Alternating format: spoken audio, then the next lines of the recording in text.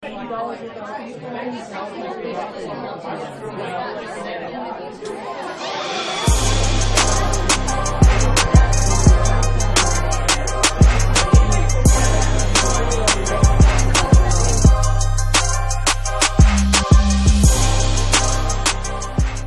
जगत में किसी को बदनाम करना बहुत आसान है।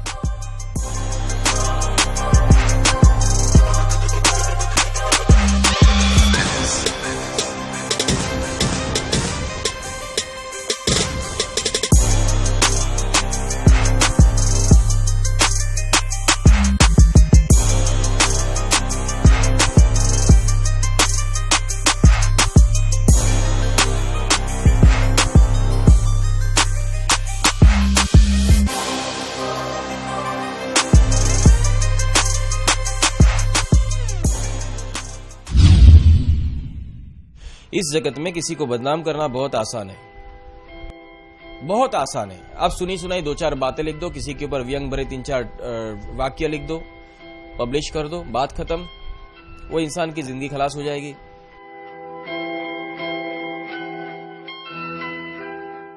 आप दुकानदार हो, आपकी दुकान के ऊपर बोला जाएगा यहां तो डुप्लीकेट घी मिलता है और ये तो चोरी का माल बेचता है, यहां से मत लेना। अनाज है, अनाज क्या बताऊं, इसके भेलसेल वाला बेचता है। बस तुम गोसिप कर दो, दूसरा कोई देखने नहीं जाएगा, वो सीधा वहां जाना ही बंद कर देगा। उसको कहते गधे। एक राजा था, उसने एक वाव के अंदर खजाना डाल दिया था। आक्रमण हुआ था तो आक्रमण के समय में सब खजाना डालता कहां, तो नजदीक में जो वाव आ रही थी, वाव के अंदर सब खजाना ऊपर से फेंक दिया, सब पानी के अंदर गायब। अब राजा को डर लगा कि ये खजाना अगर किसी के हाथ में आ गया तो मैं तो गरीब हो जाऊंगा। अभी तो आक्रमण हुआ है, पर बाद में कुछ महीनों के बाद मैं वापस वाव में आऊंगा, डुबकी मारकर धीरे धीरे करके मेरा खजाना लेकर चला जाऊंगा। पर मेरे खजाने के ऊपर किसी की नजर ना पड़े, इसके लिए मैं क्या करूं? तो राजा ने वहां एक गोसिप फैलाई कि यहां एक चुड़ैल रहती है जो इस वाव के आसपास जो घूमता है उसको प्रेत पीड़ा दे देती है, और फिर बाद में वो चुड़ैल उस व्यक्ति को प्रेत पीड़ा में डालकर उसका भक्षण कर लेती है, और यहां जो जाता है उसको बुरी हवा लग जाती है और वो धीरे धीरे करके बीमार होकर सड़ सड़ के मर जाता है। बस गोसिप फैलानी शुरू कर दी। लोगों को तो ऐसी चीजें बहुत अच्छी लगती है। ये बस गांव में बात घूमने लगी, लोगों ने यहां तक भी बोल दिया, अरे यहां तो 3-4 कत्ल भी हो चुके हैं, चुड़ैल 3-4 लोगों को खा चुकी है। खुदा ना खास्ता जमरू वहां से निकला, उसको हार्ट अटैक उधर ही आया। गर्मी बहुत थी, सनस्ट्रोक लगा, हार्ट अटैक आ गया, जमरू गिर पड़ा। लोगों ने बोला, देखा था ना, मैंने बोला था यहां से मत गुजरना। ये दुनिया, ये साइकोलॉजी, इसके तुम शिकार होते हो, और जो इस साइकोलॉजी का शिकार हो जाता है वो महामूर्ख शिरोमणि कहा जाता है। खुद का अनुभव, खुद की बातें, मैं हमेशा कहता हूं रिश्ता बनाना तो खुद के अनुभव से बनाना। कोई किसी के साथ कैसा है ये मुझे मतलब नहीं, मेरे साथ कैसा है वो मुझे देखना है। और दूसरी बात है, कोई मेरे साथ कैसा है वो मैं क्यों देखूं, मुझे वो देखना है कि मैं किसी के साथ कैसा हूं। अगर तुम किसी के हुए ही नहीं तो तुम कैसे अपेक्षा रख सकते हो कि कोई तुम्हारा हो? साहिब कहते कि अगर तुम्हें मुझ पे ही विश्वास नहीं तो मैं तुम पे विश्वास रख के करूंगा क्या? और अगर 1000 बार विश्वास करूंगा फिर भी तुम तो अपनी जगह पे डिटे रहे हो कि भाई मैं तो विश्वास नहीं रखूंगा, दैट्स ऑल। तो मतलब क्या? जैसे निंदा है या शंका है, एक ऐसा चेप है जैसे चिकन पॉक्स जैसा है, जहां जाता है वहां हवा लग जाती है। टीबी जैसा है, टीबी के मरीज होते उसके पास भी तुम जाओ वो आपको ग्रहण कर लेता है।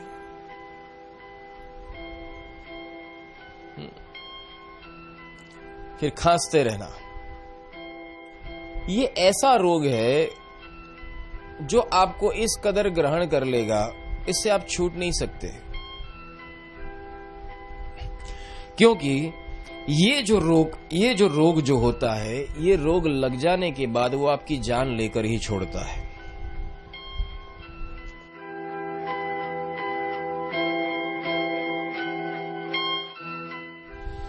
क्योंकि ये आपके जहन में ऐसे घाव या ऐसी छाप छोड़कर जाता है कि आप चाहने पर भी इससे बाहर नहीं निकल सकते। ये तभी जाकर संभव है जब आप खुद अपने अनुभूति से और ज्ञान से चलो।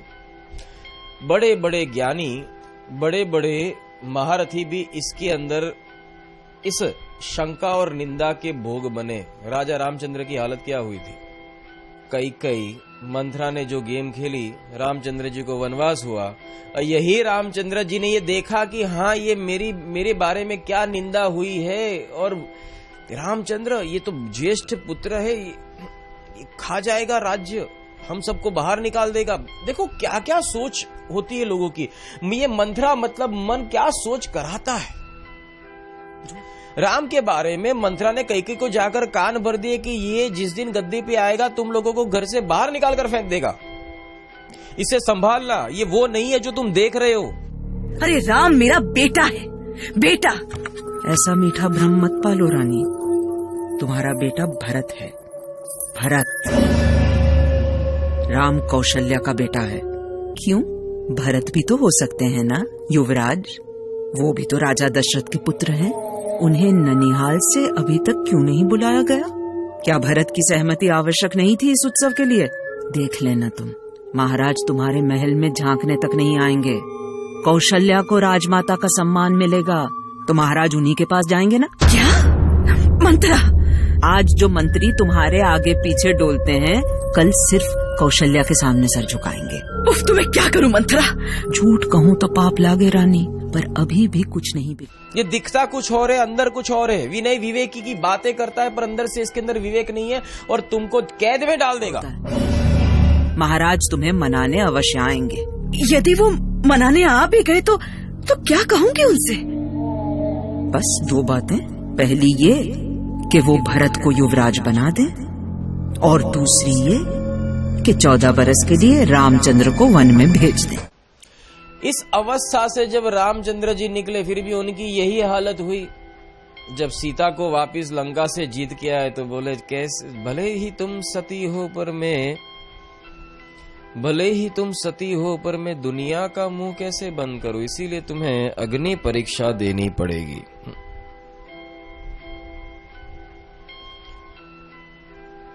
सीता थी, अग्नि परीक्षा दे दी।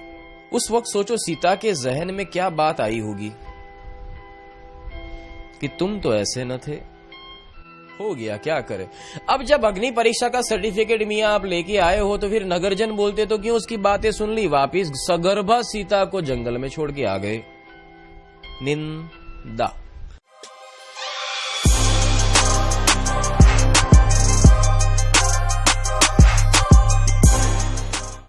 रामचंद्र जी अब राम राज्य चलाना चाहते थे। रात को छुपे वेश धारण करके नगर में घूमते थे। बस सीता की निंदा सुन ली, मान लिया, सीता को छोड़ दिया।